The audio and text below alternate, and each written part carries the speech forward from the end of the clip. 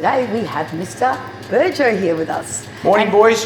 He is going to teach us how to make the most amazing plate of pasta that you'll all be able to do at home for your families. Okay, gentlemen, good morning. Part of the message I sent you last week is to try and do something different, and now that you've got time for it at home. And one of the things we'd like you to do is from time to time prepare a meal. This particular meal is so easy to prepare. It is delicious, takes about 15 minutes from go to woe, and the best thing about this meal, it emphasises social distancing. Because of the amount of garlic that's in it, no one will come near you for a week. So boys, ready? First thing, over to the sink. Remembering that washing our hands is one of the most important things at the moment. Okay boys, this is one of my favourite dishes. I was introduced to this dish in 1981. It's called aglio, olio, pepperoncino, and that's Italian for garlic, aglio, olio, and my favourite, pepperoncino. I've already got the water on, and the ingredients will be barilla pasta, number 5 is the best. Number 5 is just the right size for this dish. Ordinarily, it just has some garlic. Make sure it's Australian grown garlic, boys. If you see it's been bleached white, it's probably not going to be the garlic you want for this dish. Generally, Australian garlic has a bit of purple tinge through it, so Australian garlic's the best. Extra virgin olive oil. The olive oil in this needs to have a nutty taste, and olive oil it's like the elixir of good taste. It is beautiful. This particular one is 100% Spanish extra virgin olive oil. Okay, cold pressed, and that means that it is as pure as you can get. And then these are grown from my particular garden. These ones come from Miss Kalani's dad's garden. You can get chilies to suit your palate. For me, the hotter the better, but obviously for some people, it'll spoil the meal. One thing that I've added over the years, and I experimented with my Right Journey class a couple of years ago, is I just add in some cherry tomatoes and we wilt some basil through it.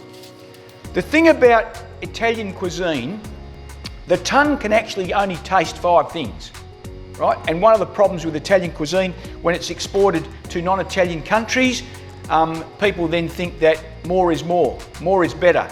With Italian cooking, less is better, okay? And you need to get the complementarity of the ingredients. This one here has, in my opinion, perfect complementarity. So, without further ado, let's get started. Okay, boys, the garlic, there is an algorithm for this. It depends how far you want people to stay from you for how long. So in the average house of about 200 square metres and 2.5 children and a mum and a dad, so that's 4.5 people in 200 square metres, I tend to use about 1.5 cloves for 500 grams. Pasta in Italy is very rarely eaten as a main. It's always as an entree. Therefore, pasta serving sizes are around about 80 grams. In Australia, it's much more common to have pasta as a main, so depending on how hungry you are, between 100 and 150 grams per person, right? So I'm going to use today a whole 500 grams, and I'm going to use probably 3 cloves of garlic of this size here. Now, the best way to skin the garlic, as taught by my dad, is you just give it a bit of a crush like that, lop the ends off, and then it peels nice and easily.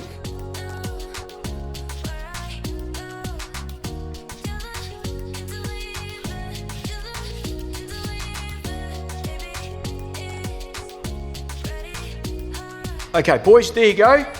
We've got all the cloves of garlic out. Then it's just a matter of slicing them up. Bits like this, boys, about 1/8 of an inch. So this is really interesting, Mr Burgio, because even though I'm from Sicily as well, we do a different way, so I'm very interested in the way that you're doing it today. Right, so boys, we've got our garlic here. We've got our boiling water. The spaghetti number 5 cooks in 9 minutes. So al dente, boys. Your pasta should be chewy. It should be just a little bit hard. Just a touch of olive oil in there so it doesn't stick together. I'm doing the whole 500 grams, but remember it's about 100 to 150 if you're doing a main per person. Right, boys, in here we need olive oil. Probably cover the saucepan about a quarter of an inch. And in there we put all our garlic. My dad likes to keep a little bit of garlic out and put sort of fresh garlic on the top just for a bit of crunch at the end. Personally, I like the garlic to be sautéed. So whatever suits you boys, first time round, it's probably best to sauté the garlic so it's got a nice soft taste. Now, with the chili can be very hot, obviously, and burn. So my advice is always that you use a pair of scissors. And after you've handled the chili, you wash thoroughly, gentlemen. You wash very thoroughly, even more thoroughly than the coronavirus hand washing regime, because chili can keep you up all night with the pain. So boys, just... So how hot are these chilies? Not that hot. Depends who you ask. You know, if you give them to Scott McDonald, he reckons they're dynamite. The good thing about the oil, boys, is if you've got some left over after you've eaten the pasta, you use the bread to sort of sweep up all the juices or sauce or whatever when you've had a meal. That's a very famous Italian custom at the end of the meal, is to use the bread to make sure the plate goes back to the kitchen completely clean. I'm not going to put that much chili in. You can always add chili. It's very hard to take it out. So all we do with that is we now saute that. Now, one of the things I like to do, gentlemen, is just add a few cherry tomatoes. Now, once that starts bubbling away, boys, you can probably take the heat down. What you don't want to do is burn the garlic. The garlic should be nice and soft. Remembering, boys, just give your pasta a bit of a stir so it doesn't stick together.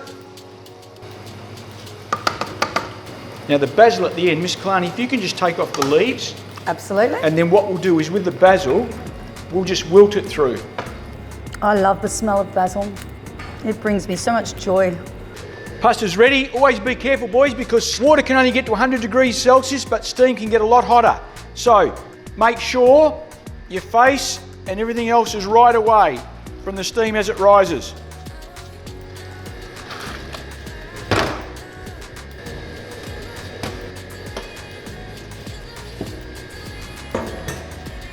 Pop that in there. Okay, boys. We put most of this in here and make sure you mix it through. As I said to Miss Kalani earlier, I just always keep a little bit at the end, mix that through, and this is where I like to put the basil. And because it's so hot, all you've got to do is put the fresh basil in there, mix it in, and it wilts by itself. Presentation, I think, makes the meal even more appetizing. If it looks good, generally it tastes good. Okay, at this point, boys, you're ready to serve. So that's probably about 80 grams there. As I said before, I will just add a little bit there, and always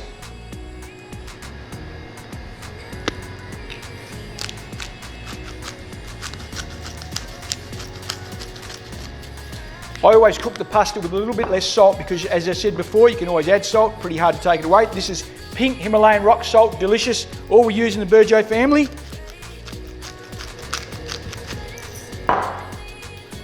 "15 minutes go to woe, boys. Aglio, olio, pepperoncino. I hope you enjoy it. It will keep everyone away. It will help with the social isolation. Gentlemen, as I said the other day, please live up to the challenge. These are difficult times. And when there are difficult times, you need to look for the joys in life. Family is still a joy. Food is definitely a joy. I love yous all. See you next time. Thank you. Let's eat.